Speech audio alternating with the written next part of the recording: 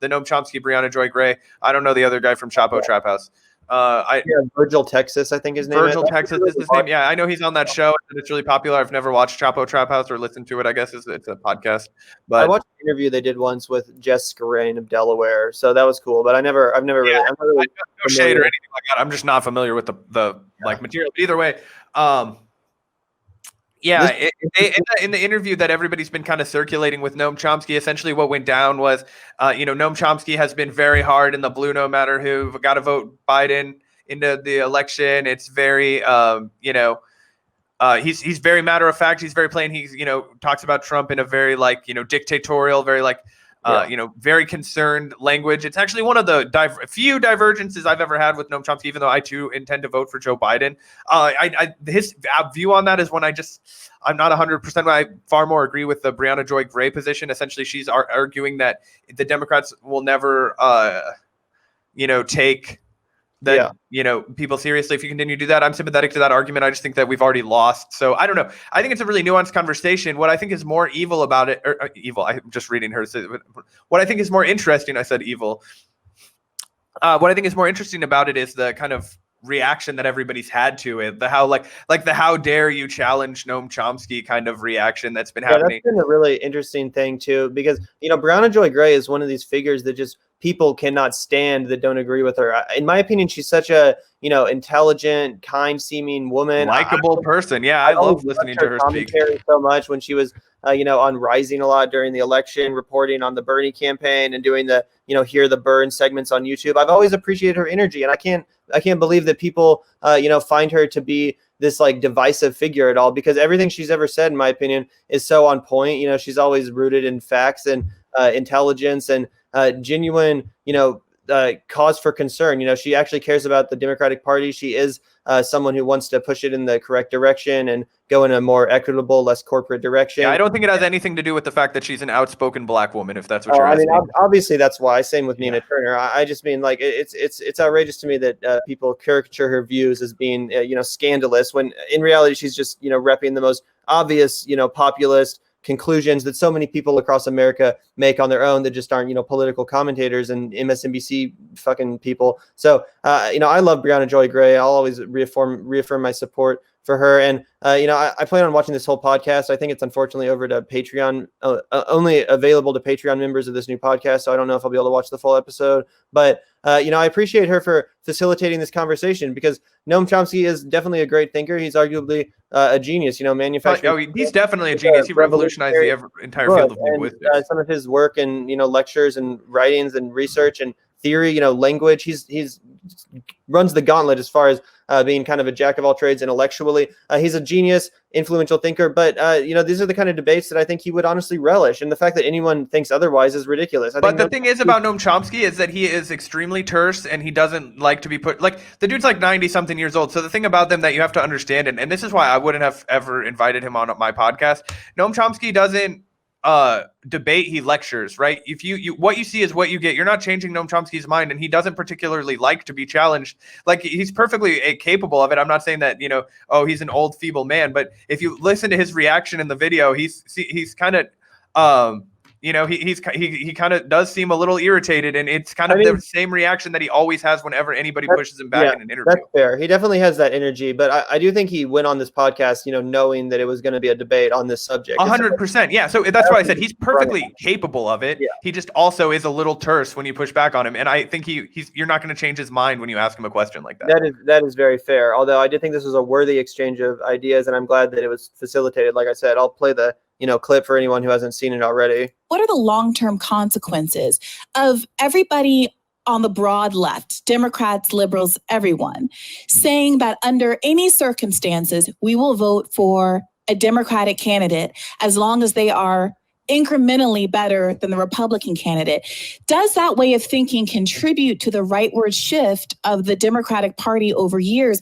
And what mechanism will ever stop that shift if we're not willing to ever, under any circumstances, leverage our votes? Just to pause it really quick, how could you rephrase that question any more respectfully? And that's super clear, super open-ended. What's your perspective on this thing that I'm concerned about? I just want to point that out.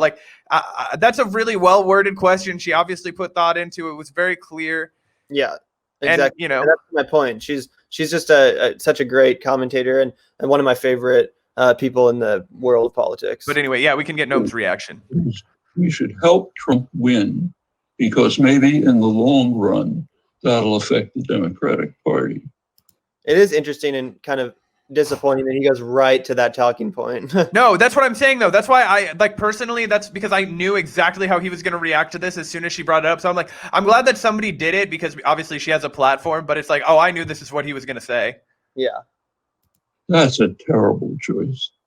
Helping Trump win, as you're proposing, would mean 4 more years of destruction of the environment, getting possibly to tipping points, which would be irreversible, certainly making any effort to deal with it very difficult. It would mean stacking the judiciary with young, ultra-right lawyers, top to bottom, so that nothing would be possibly done for a generation, and I can go on and on. I don't think that's a wise choice, just on the hope that maybe sometime in the long term, the Democratic Party will pay attention to the fact that you're part of the 50% of non-voters. I take the pause it right here just quickly, because I think that that's actually one of the more important points that I think Noam Chomsky does offer here. The first part I think is a little, like we said, a little bit more talking point heavy, but I think that there is a threat if we're not organized to just have everybody join the large pool. Right now it's 40%. He indicates that, with the Bernie Sanders supporter, we can make it 50% of the people not voting. Yeah. Agreed. So I think it's an important part of the pushback to just remind everybody that if you're going to make the argument that Joe Biden is not good enough, you need to be putting your energy in a specific. You need to be channeling in a specific channel in order to expand the net, because it's not big enough right now. And to expound on that, that energy really needs to be focused and exerted in the primary when a candidate can actually win. Obviously, Briahna Joy Gray, this whole argument she's making is kind of an extension of an argument that she laid out in her piece in defense of litmus tests for current affairs. Yeah, great piece, by the way. Everybody should check it out. She essentially makes this great point that, all these Democrats are enabling the rightward shift of their own party by, allowing and facilitating someone like Michael Bloomberg to run as a viable leader of their party. Elizabeth Warren famously called out Bloomberg on the stage and compared him to Donald Trump and, called him a misogynist. But then in the same sentence went on to say, of course, I will support whoever. It is really ridiculous. Yeah. Basically, you're saying on one hand, this person is no better than Donald Trump. But on the other hand, of course, I'm going to support you because, of course, you're better than Donald Trump. So it's this inherent contradiction, and it denies this reality for so many people. Like Briahna Joy Gray later goes on to make the point that, so many people already are living economic devastation. They already are living environmental ruin. And these aren't necessarily just the policies of one of the parties. They're the policy. There's a bipartisan consensus which has enabled this system of inequality to be perpetuated over, the last couple decades. I mean, more than that, but certainly it's been heightened recently in our increasingly corporate environment. And to kind of just pretend like, oh, well, Joe Biden will get us out of that situation and Donald Trump will worsen that situation. It's so reductionist. And again, I think it's slightly disappointing that also I just realized that Briahna Joy Gray has a BoJack Horseman poster in her background, which really is just further. Yeah, I noticed that at one time when she was. As if I couldn't love this woman anymore. Now she is my new absolute favorite member of the left. For everybody who doesn't know, Gavin has a literal tattoo of BoJack Horseman. But anyway, just to kind of expand on that, one of the things, and you and I have talked at length, both on and off air, about how we view this election, and it just seems so weird to me because you and I have come to two different conclusions, but I don't feel like we're bullshitting each other when we talk about it. You and I are both very understanding. Like, I understand why you're making the decision that you're making, and I think you understand the reason that I'm making mine. Essentially, I feel we already lost, right? Like if the Green Party had any fucking sniff of a 5% vote, I would vote for them because I would feel like my vote was being productive there. So I don't have any problem but I just feel like the only way that I can use my vote to make an incremental change would be to vote for Joe Biden's incrementalism. For other people, they're like, fuck that. I don't want to participate in Joe Biden's incrementalism because he's going to do a bunch of shit that I'm going to have on my conscience that I don't want. And I think that's a perfectly fair point too. It's just a matter of what are you going to have on your conscience? We're all going to have something because it's a fucked outcome. Yeah. And I understand that. And I think it's a a valid opinion. And just to clarify even further a little bit, had Joe Biden, in my opinion, won the Democratic primary in what I consider to be a truly fair and a more unbiased way, then I would have less reservations about putting my support behind him. To me, Obama putting his thumb on the scale.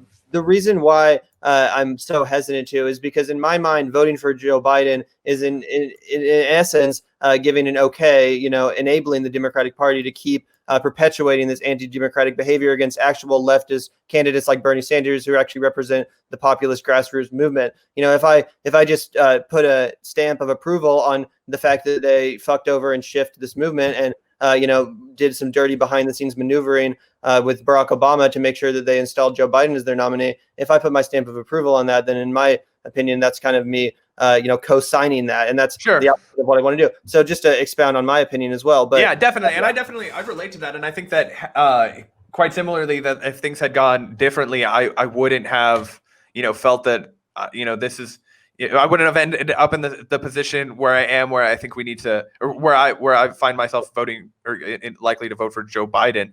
I think that for me, I just think that the whole process with Bernie Sanders and this second time around, it just really underscored the moral bankruptcy of the Democratic Party, and it led me to my conclusion that okay, this will likely be the last, like you know what I mean, this will be the last time that I put a lot of faith in a candidate getting through the Democratic Party, and I think that it becomes time where we need to turn our attention to how do we get away from the Democratic Party, because they're going to actively work to undermine any effort that we have to push them to the left as they become the Republican Party, and the Republican Party basically leaves the realm of reality.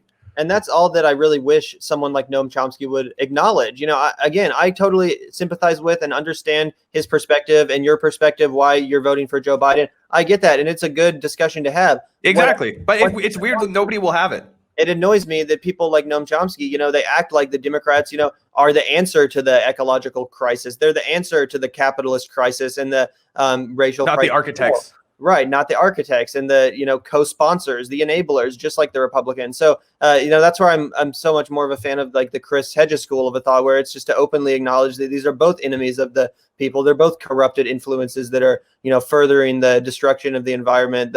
All of these issues that we talk about so much at such length that have perpetuated the inequalities that we find ourselves in as a country. So it annoys me that Noam Chomsky is not just being a little bit more honest and a little bit, because it's not like Briahna Joy Gray or any of the listeners of the show don't understand this. We're intelligent people. Everyone always, obviously, if you're on the left and you're engaging in these ideas, you're a pretty sophisticated thinker. I think it's okay to come to terms with and admit the fact that Joe Biden is not necessarily an agent of progressive change. And not even that, he's actually the opposite. He's furthered the agenda of, the enemies of progressive change, whether it be the Catholic Church or the Republican Party or whatever. So, I think that's just, kind of the thing that consistently annoys me about this whole thing. And I agree, ultimately at the end of the day, if I were to say, someone put a gun to my head and said, if you were to wake up in 2 years, who would you rather be president, Joe Biden or Donald Trump? Of course, I'd rather it be Joe Biden. I don't want to be subjected to Donald Trump's fucking idiocy on Twitter and his dehumanizing comments about people of other races and his blatant misogyny and his grotesque disregard for democracy and the institutions of this country, the few institutions of this country which actually are held dear and are, valid and good and decent. That stuff is disgusting. And he debases the office of the presidency, whatever that fucking means, all the time. So yeah, don't get me wrong. I'm not someone that's just over here like trying to be edgy. I understand that Donald Trump is a uniquely disgusting, horrible president. I just think that Joe Biden is unfortunately also a uniquely horrible, disgusting nominee. Yeah, 100%. And I think that's a good place to cap it off on a nice and positive note.